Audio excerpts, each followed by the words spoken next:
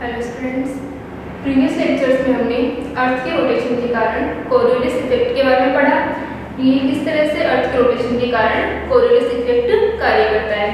अब अपने पास में जैसे हमने पढ़ा था कि हमारे अर्थ जो है वो रोटेट कर रही है, ठीक है, और अर्थ के रोटेशन की वजह से जो कोरियोलिस बल लग रहा है उसके कारण क्या होगा कि यदि कोई पार्टिकल किसी हाइट x से नीचे की ओर आ रहा है, ठीक है, तो उसका जो विस्थापन होगा यानी जो वो नीचे आएगा तो उसके तल का क्या हो जाएगा, यहाँ पर विस्थापन हो जाएगा। और जो उसका विस्थापन होता है, ठीक है, x यहाँ पर क्या है, विस्थापन आ रहा है, तो ये विस्थापन किधर आएगा। अगर हम उत्तरी गोलार्ध की बात करें, नॉर्दर्न हेमिस्फीयर की, तो ये जो विस्थापन होता है वो किस दिशा में हो जाएगा, पूर्व दिशा में। और इसी प्रकार अगर हम साउदर्न हेमिस्फीयर की बात करें तो ये जो विस्थापन है वो किस दिशा में हो जाएगा, ये पश्चिम दिशा में हो जाएगा, ठीक है। तो इस तरह से अपने पास में जो कोरियोलिस बल है, इसी तरह से अगर कोई वस्तु को अगर हम ऊपर की ओर फेंक रहे हैं तब उसका विस्थापन पश्चिम की ओर हो रहा था, ठीक है। तो यहाँ पर क्या होगा कि अर्थ की रोटेशन की वजह से ऑब्जेक्ट्स के ऊपर क्या होगा, कोरियोलिस बल कार्य करेगा। तो हम कुछ एग्जांपल्स पढ़ते हैं कोरियोलिस बल के।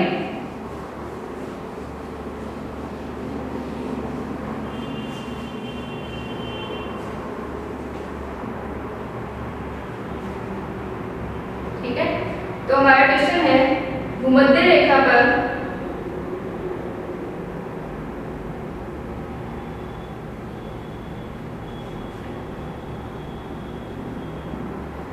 मीटर ऊंची, ठीक है, भूमध्य रेखा पर 100 मीटर ऊंची मीनार से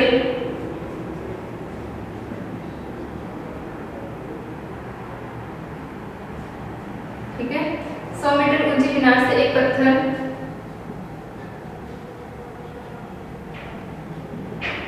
ठीक है, हम क्या कर रहे हैं कि भूमध्य रेखा पर 100 मीटर ऊंची मीनार से एक पत्थर गिराया जाता है। तो उस पत्थर का उसका जो विस्थापन होगा जब वो नीचे आएगा, ठीक है, तो विस्थापन कितना होगा ये हमको निकालना है, ठीक है। तो यहाँ पर अपने पास में क्या है कि मीनार से पत्थर शून्य वेग से गिराया जाता है,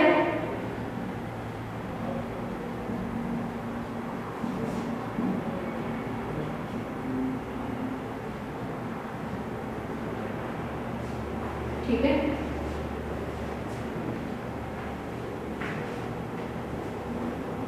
पृथ्वी के घूर्णन के कारण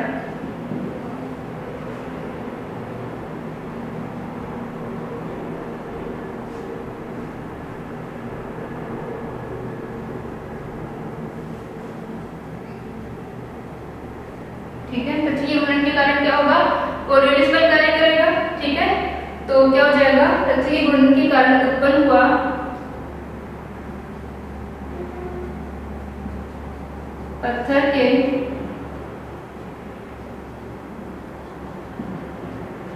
ठीक है, पत्थर के क्षैतिज तल के विस्थापन का मान निकालना है, विस्थापन का मान ज्ञात कीजिए, ठीक है।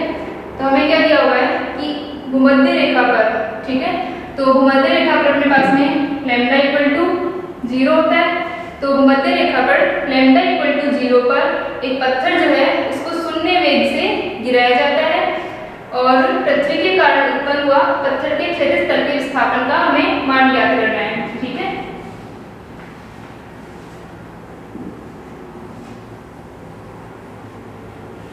ठीक है, तो यहाँ से क्या हो जाएगा, क्षैतिज तल में विस्थापन का मान ज्ञात कीजिए। सबसे पहले हम निकालेंगे solution, omega equal to, omega का मान कितना हो जाएगा, यहाँ पर ओमेगा जो है वो क्या है, कोणीय वेग है, अर्थ की एंगुलर वेलोसिटी है।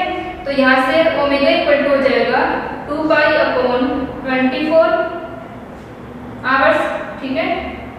तो यहाँ से अगर हम इसे सेकंड में चेंज करेंगे तो 2 पाई इसे हम लिख लेंगे। तो ये जो अपना क्वेश्चन है जिसके अंदर हमें क्या निकालना है, 100 मीटर ऊंची मीनार से एक पत्थर को हम शून्य वेग से गिरा रहे हैं। तो जो हमने ज्ञात किया था कि गुरुत्वाकर्षण के कारण कोई वस्तु जो नीचे आ रही थी, ठीक है, तो यहाँ पर ये शून्य वेग है यानी ये ग्रेविटी की वजह से नीचे आ रहा है। तो जब ये ग्रेविटी की वजह से नीचे आ रहा होगा तो क्या होगा, इसका क्षैतिज तल में विस्थापन होगा और जो हमने फॉर्मूला लिखा था इसके लिए x dash equal to 1/3 omega cos lambda 2h upon g की पावर 3/2 वो लगाना है हमें इसके ऊपर। तो यहाँ से अपने पास में पहले हम ओमेगा का मान निकाल लेंगे। तो ओमेगा इक्वल टू आ जाएगा 24 अपॉन ये 2 पाई अपॉन 24 आवर्स, तो 2 into 3.14 divided by 24 into 24 into 24, ठीक है। तो यहाँ से ये अपने पास में 7.29 इंटू 10 टू द पावर -5 के आसपास आता है, ठीक है। इसको कैलकुलेट कर लेना। तो यहाँ से अपने पास में आ जाएगा 7.29 into 10 to the power -5 radian per second, ठीक है। तो ओमेगा का मान अपने पास में आ गया। अब हमें क्या निकालना है, क्षैतिज तल में विस्थापन निकालना है, ठीक है। उसका क्या हो जाएगा, क्षैतिज तल में विस्थापन डिस्प्लेसमेंट होगा, ठीक है। किसी हाइट से हम इसे गिरा रहे हैं 100 मीटर की हाइट से, और उसका डिस्प्लेसमेंट हमको निकालना है। तो यहाँ से अपने पास में मान आ जाएगा, ठीक है। गिरते हुए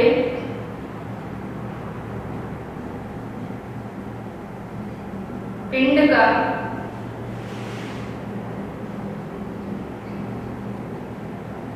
क्षैतिज दिशा में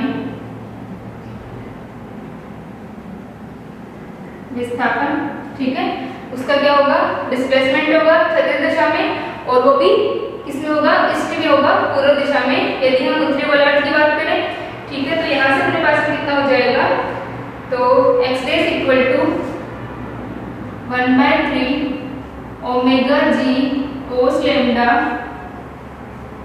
2h अपॉन g की पावर 3/2, ठीक है।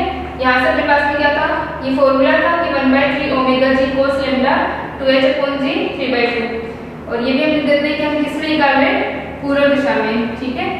तो क्षैतिज में पूर्व दिशा में विस्थापन, अगर हम उत्तरी गोलार्ध के अकॉर्डिंग करें इसमें, ठीक है। तो यहाँ से अपने पास में क्या हो जाएगा, गिरते हुए पिंड का क्षैतिज में पूर्व दिशा में विस्थापन,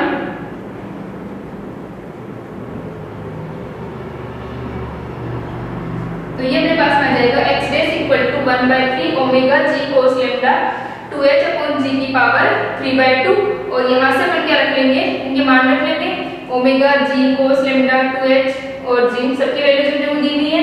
यहाँ पर ओमेगा जो है वो कोणीय वेग है, ठीक है। g जो है वो एक्सेलरेशन है, ये अपने पास में कोणीय वेग है, और g क्या है अपना गुरुत्वाकर्षण के कारण जो त्वरण होगा, गुरुत्वीय त्वरण है,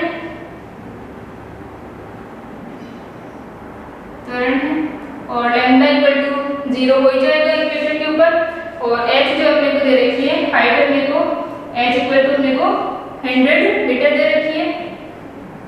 तो यहाँ से अपने पास में सारी वैल्यूज है, ये वैल्यूज अपन पुट कर देंगे और इसका मान निकाल लेंगे, ठीक है। फॉर्मूले के अंदर अपने को सारी वैल्यूज पुट करनी है, वैल्यूज अपने को गिवन है।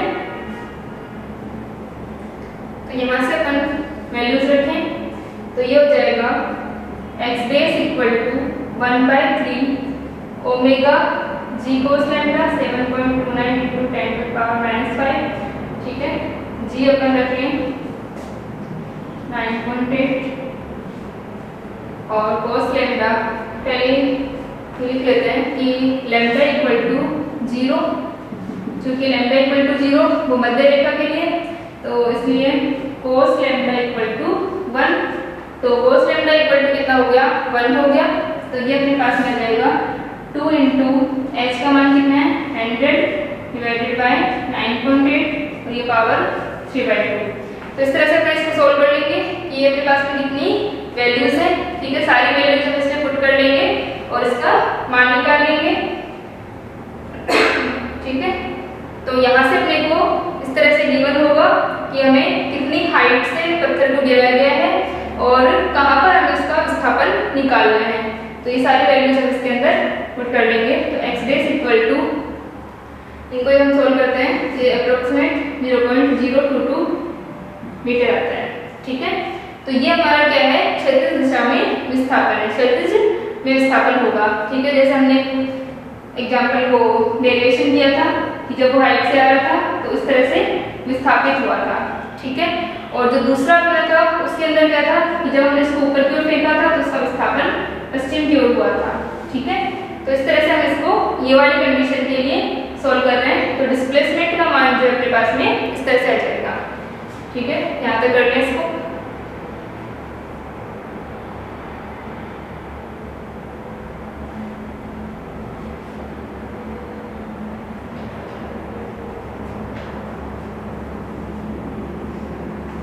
ठीक है, यहाँ तक करें।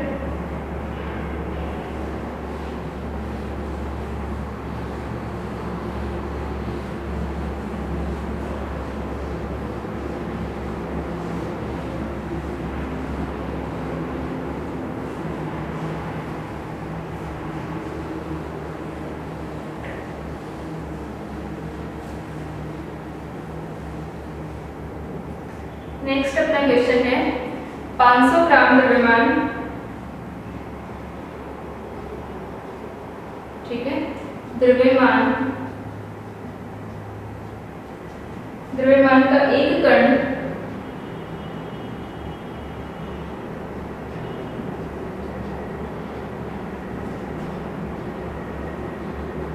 जड़त्वीय निर्देश तंत्र, ठीक है, जड़त्वीय निर्देश तंत्र में स्थिर है।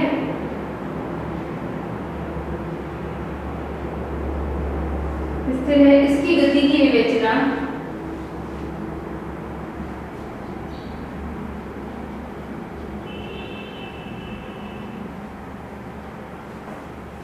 विवेचना टेन पाई रेडियन पर सेकेंड स्क्वायर, ठीक है, कोणीय वेग से घूर्णित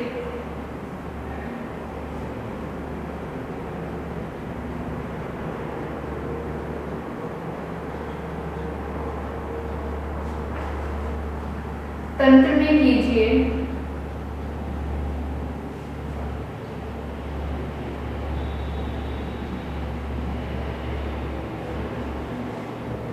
गुणन x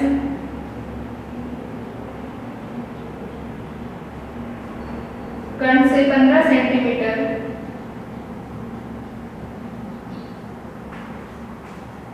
दूर है।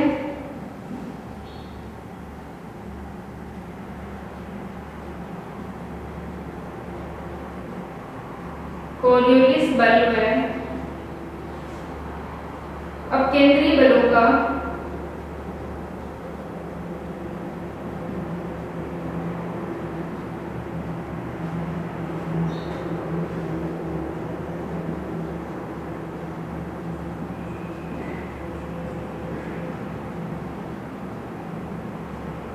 ठीक है, ये अपने को दे रखा है कि हमारे पास में क्या है, एक 500 ग्राम द्रव्यमान का कण है। ठीक है,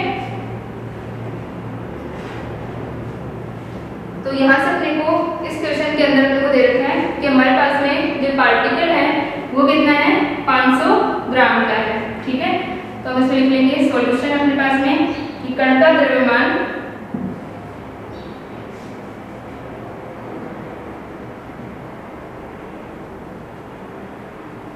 कितना दे रखा है, 500 ग्राम। तो ये 500 ग्राम दे रखा है, इसे अगर हम किलोग्राम में हम चेंज करेंगे तो ये कितना हो जाएगा, 0.5 kg।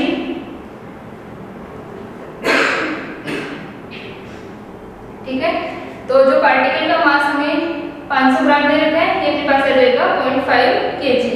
अब हमें पूछा है कि कण का द्रव्यमान का एक कण जड़त्वीय निर्देश तंत्र में स्थिर है। ठीक है, तो यहाँ से क्या हो जाएगा कि जड़त्वीय निर्देश तंत्र में वो स्थिर है। तो जब हम वेलोसिटी ट्रांसफॉर्मेशन निकालते हैं कि v dash equal to v minus omega cross r, तो वहां से जो इसका v है वो क्या है, 0 है, क्योंकि ये जो हमारा इनर्शियल फ्रेम ऑफ रेफरेंस है उसके अंदर रेस्ट में है ये। ठीक है, गति नहीं कर रहा है, ये रेस्ट में है, तो इनर्शियल फ्रेम ऑफ रेफरेंस में क्या हो गया, ये रेस्ट में है। फिर हमें क्या करना है, इसकी गति की विवेचना 10 पाई रेडियन पर सेकंड स्क्वायर कोणीय वेग से घूर्णित तंत्र में कीजिए। ठीक है, तो जो हमारा 500 ग्राम द्रव्यमान में कण है जड़त्वीय निर्देश तंत्र में स्थित है, और जो गति की विवेचना हमें करनी है वो किसमें करनी है, 10 पाई रेडियन पर सेकंड स्क्वायर कोणीय वेग से घूर्णित तंत्र में। तो यानी हमें ओमेगा का मान कितना दे रखा है, omega equal to 10 pi radian per second. ठीक है, तो यहाँ से अपने पास में 10 पाई रेडियन पर सेकेंड कोणीय वेग से गुणित। ठीक है, तो ये 10 पाई हो गया अपने पास में, और घूर्णन अक्ष कण से 15 सेंटीमीटर दूर है। तो r का जो हमें मान दे रखा है वो हमें दे रखा है 15 सेंटीमीटर, और इससे अगर हम चेंज करें मीटर में तो 0.15 मीटर। ठीक है, कोरियोलिस बल में अपकेंद्रीय बलों का कितना योगदान है। अब हमें कोरियोलिस फोर्स और सेंट्रीफ्यूगल फोर्स उनका क्या मान आएगा वो हमें इसके अंदर निकालना है। ठीक है, तो इसे हम सोल्व करें कि हमारे पास में कोरियोलिस फोर्स और सेंट्रीफ्यूगल फोर्स जो है उनका मान कितना आएगा। ठीक है,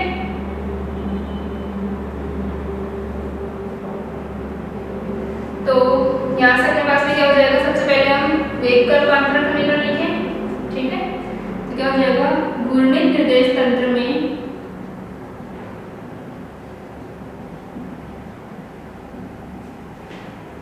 ठीक है कण का वेग, तो घूर्णित निर्देश तंत्र में कण का वेग कितना हो गया, v dash equal to v minus omega cross r। ठीक है, तो v dash equal to v minus omega cross r, तो यहाँ से अपने पास में v डैश का मान आ गया v इक्वल टू 0 है, तो यहाँ से आ जाएगा कि कण ये जड़त्व निर्देश तंत्र में स्थित है। ठीक है, जड़त्व निर्देश तंत्र में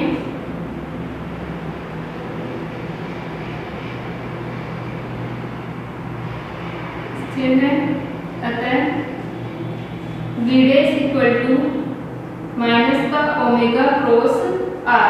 ठीक है, यहाँ से अपने पास में v डैश का मान कितना आ जाएगा, माइनस का ओमेगा क्रॉस r।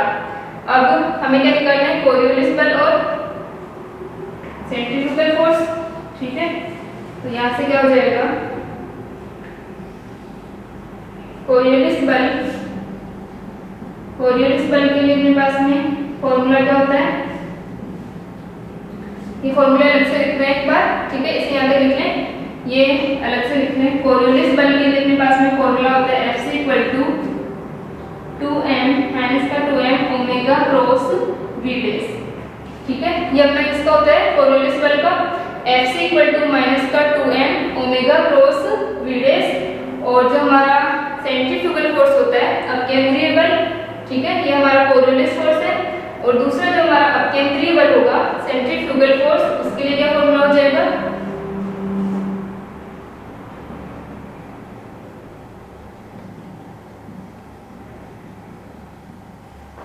F। इसके लिए अपने पास में मान आ जाएगा F इक्वल टू होता है अपने पास में ओमेगा क्रॉस r। ठीक है, तो यहाँ से अपने पास में सारी वैल्यूज हमें गिवन है, मास हमें गिवन है, ओमेगा की वैल्यू गिवन है, और r का मान हमें दिया हुआ है। ठीक है, तो सारी वैल्यूज को हम पुट करके दोनों निकाल सकते हैं। तो इधर हमें लिख लें एक बार,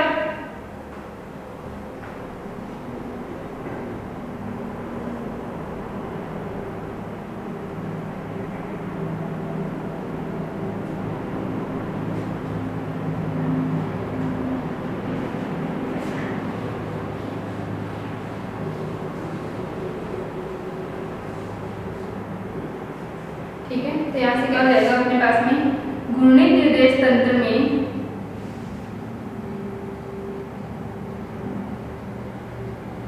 कण घूर्णन दिशा के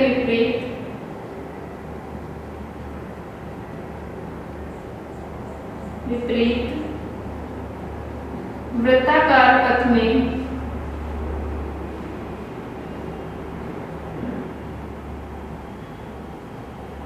घूर्णन करता दिखाई देगा। ठीक है, तो यहाँ से अपने पास में क्या हो जाएगा कि घूर्णित निर्देश तंत्र में कण घूर्णन दिशा के विपरीत वृत्ताकार पथ में घूर्णन करता दिखाई देगा। ठीक है, तो यहाँ से अतः कण पर कार्यरत कोरियोलिस बल। ठीक है, तो कण पर कार्यरत कोरियोलिस बल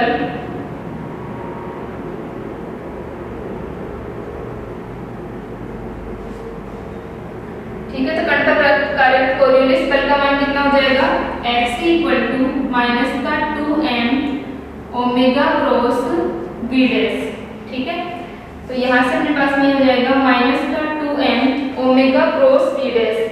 तो ये ओमेगा क्रॉस v डैश का मान हम यहाँ से रखें तो ये हो जाएगा माइनस का ओमेगा क्रॉस r।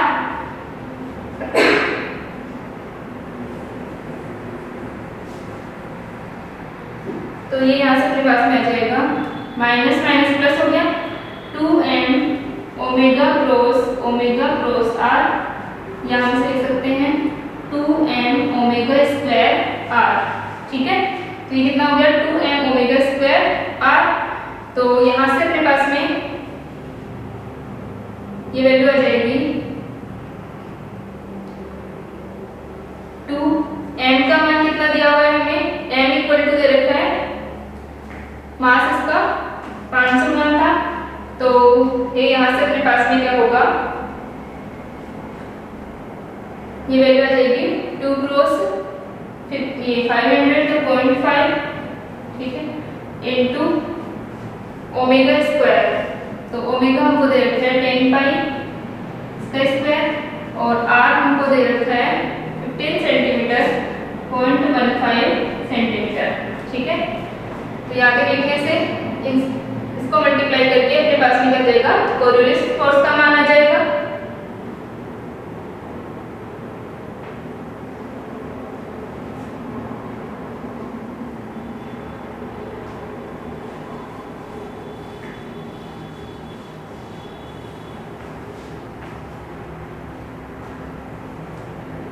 इसे हम डायरेक्ट लिख दें यहाँ 0.5 को अगर 2 से करेंगे तो कितना हो जाएगा 1 हो जाएगा और 0.15 अपने पास में। ठीक है, तो 10 का स्क्वायर 100 बनेगा, तो 0.15 इंटू 100 पाई स्क्वायर। तो ये अपने पास में बन जाएगा 0.15 इंटू ये हो गया 15 पाई स्क्वायर। ठीक है, न्यूटन आ जाएगा कोरियोलिस फोर्स Fc। ठीक है, तो यहाँ से अपने पास में कोरियोलिस फोर्स का मान कितना आ जाएगा। अब हमें क्या निकालना है, सेंट्रीफ्यूगल फोर्स निकालना है, अपकेंद्रीय बल।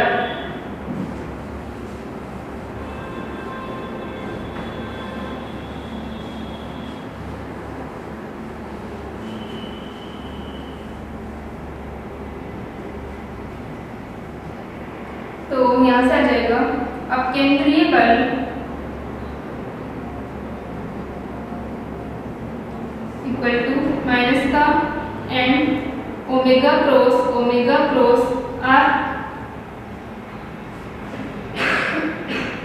ठीक है, तो यहाँ से ये अपने पास में हो गया minus m omega cross r। तो इसे हम लिखते हैं माइनस का m ओमेगा स्क्वायर r। ठीक है, तो ये जो वैल्यू है अपने पास में माइनस का m ओमेगा स्क्वायर r और इसके अंदर अपने पास में माइनस का 2m ओमेगा स्क्वायर r थी। तो चाहे तो हम इसको यहाँ से हाफ ले लें या इसके अंदर अपन वैल्यूज पुट कर लें, तो अपने पास में मान आ जाएगा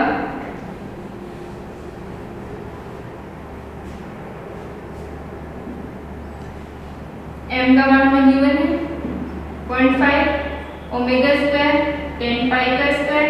ठीक है, और r कितना है 0.15।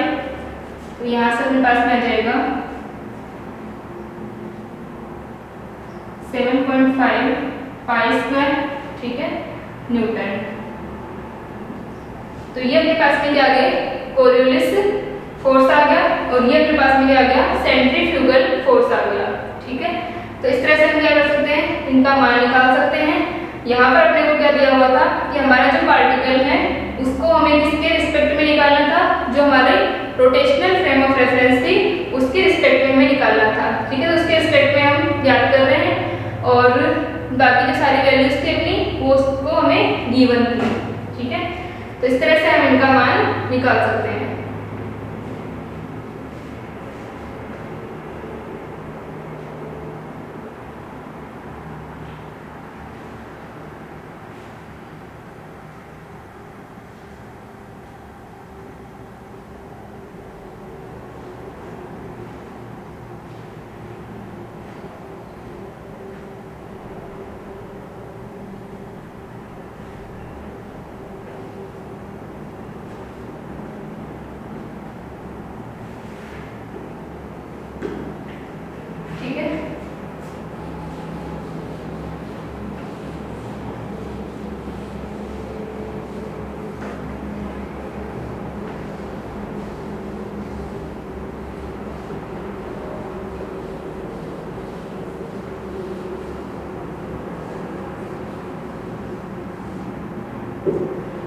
तो ये आपकी जो यूनिट फर्स्ट है, ठीक है, उसके अंदर 3 पार्ट्स में डिवाइड है। फर्स्ट जो हमारा था वो फ्रेम ऑफ रेफरेंस के लिए था, फ्रेम ऑफ रेफरेंस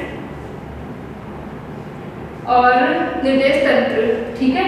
तो जो यूनिट फर्स्ट का जो फर्स्ट पार्ट था हमारा, उसके अंदर हमने फ्रेम ऑफ रेफरेंस के बारे में पढ़ा था कि फ्रेम ऑफ रेफरेंस क्या होते हैं और किस तरह से हमारी जो रोटेटिंग फ्रेम ऑफ रेफरेंस होती हैं उनके अंदर हम ट्रांसफॉर्मेशन निकालते हैं, और जो हमारी इंक्लाइंड होती हैं, ठीक है, झुकी हुई होती हैं, उनके अंदर हम किस तरह से ट्रांसफॉर्मेशन निकालते हैं। तो ये सारा हमारा क्या था, फर्स्ट जो हमारा पार्ट था यूनिट फर्स्ट का, उसके अंदर फ्रेम ऑफ रेफरेंस के बारे में था, ठीक है। और जो सेकंड चैप्टर हमने पढ़ा है, इसके अंदर हमने एग्जांपल्स किए थे, वो किस पे थे, गैलीलियन ट्रांसफॉर्मेशन के थे। तो इस पार्ट के अंदर सबसे इंपॉर्टेंट अपने को क्या याद रखने हैं, गैलीलियन ट्रांसफॉर्मेशन याद रखने हैं, वेलोसिटी का ट्रांसफॉर्मेशन और पोजीशन का ट्रांसफॉर्मेशन, ठीक है। तो उनके आधार पर हम क्या निकाल सकते हैं, न्यूमेरिकल्स को सॉल्व कर सकते हैं। जैसे r = r - vt हो रहा था अपने पास में, v डैश के लिए हमने सॉल्व किया था। तो इसी तरह से अपने पास में ये वैल्यू जाती है। और जो सेकंड हमारा पार्ट था यूनिट फर्स्ट का, वो ये हमारा कोरियोलिस फोर्स था, ठीक है। तो जो कोरियोलिस फोर्स के, तो इसके अंदर एक तो क्या होगा डेरिवेशन कि कोरियोलिस फोर्स किस तरह से काम करता है। कोरियोलिस इफेक्ट जो है, अलग अलग हमारी जो कंडीशंस होती हैं कि हम जो हमारी बॉडी है किसी हाइट से गिर रही है या अपने पास में हम उसे थ्रो कर रहे हैं, तब उसका जो डिस्प्लेसमेंट हो रहा है तो किस तरह से क्या होगा, और इसके ऊपर न्यूमेरिकल्स, ठीक है। तो इसके अंदर न्यूमेरिकल आते हैं गैलीलियन ट्रांसफॉर्मेशन के ऊपर, और इसमें न्यूमेरिकल आते हैं कोरियोलिस फोर्स के ऊपर, ठीक है। तो कोरियोलिस फोर्स का जो फॉर्मूला है F = -2m omega cross v dash, ठीक है। तो मोस्ट इंपोर्टेंट ये याद रखना है, इसके अंदर कोरियोलिस फोर्स के ऊपर मोस्टली न्यूमेरिकल्स आते हैं, ठीक है। तो यहाँ से अपने पास में आ जाएगा। और थर्ड पार्ट जो है अपने पास में वो सेंट्रल फोर्सेस का है। तो जो थर्ड पार्ट रहेगा वो सेंट्रल फोर्सेस का रहेगा, वो हम नेक्स्ट करेंगे। अभी तक अपन ने फ्रेम ऑफ रेफरेंस का और कोरियोलिस फोर्सेस का किया है। तो यहाँ पर कोरियोलिस फोर्स के ऊपर आपकी बुक के अंदर और भी बहुत सारे एग्जांपल्स गिवन है, जिसके अंदर क्या होगा कि हमें किसी भी ऑब्जेक्ट की पोजीशन दी हुई रहेगी, मान लो हमको दे दिया r दे दिया, ठीक है, या हमें उसकी वेलोसिटी दे दी, ठीक है। वेलोसिटी के लिए निकालते हैं अपन कोरियोलिस फोर्स मूविंग पार्टिकल्स के लिए। तो हमें क्या होगी, वेलोसिटी गिवन होगी, रोटेटिंग फ्रेम ऑफ रेफरेंस के लिए ओमेगा गिवन होगा, और हमें कोरियोलिस फोर्स निकालना होगा। तो आपकी जो बुक है उसके अंदर फर्स्ट और सेकंड जो हमारे चैप्टर्स हैं उनमें एग्जांपल्स दे रखे हैं बहुत सारे, कोरियोलिस फोर्स के ऊपर भी और गैलीलियन ट्रांसफॉर्मेशन के ऊपर भी। तो आप सोल्व कर लें तो अपने पास में क्या हो जाएगा, आपको अच्छे से समझ आ जाएगा कि कोरियोलिस फोर्स पर हम कैसे सोल्व करते हैं, और जो डिस्प्लेसमेंट के क्वेश्चंस हो सकते हैं कुछ, जिनमें कि पूरा दिशा में विस्थापन हो रहा है, किसी हाइट से गिर रहे हैं तो, ठीक है। तो उसके ऊपर भी न्यूमेरिकल्स होंगे, वो आप सोल्व कर लें। और थर्ड पढ़ेंगे सेंट्रल फोर्सेस के बारे में, उसके भी हम कुछ एग्जांपल्स को सोल्व कर लेंगे। और बाकी जो आपके एग्जांपल्स हैं थोड़े सोल्व करें, कुछ और मैं सोल्व करवा दूँगी।